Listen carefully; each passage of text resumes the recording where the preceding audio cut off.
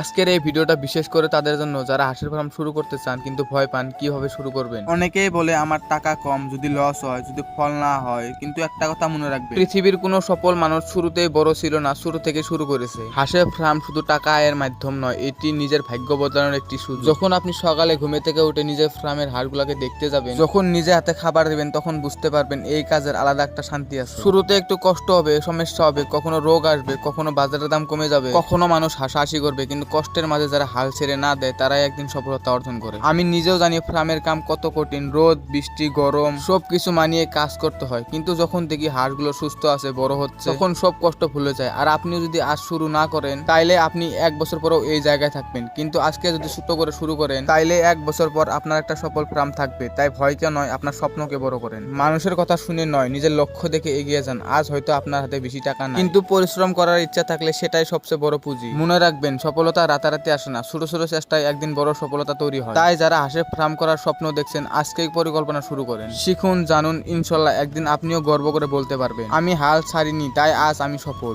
ভিডিওটি ভালো লাগলে একটা লাইক করে কমেন্টে আপনাদের মতামত জানাবেন, আর ফলো করতে ভুলবেন না। সবাই ভালো থাকবেন, আল্লাহ হাফিজ।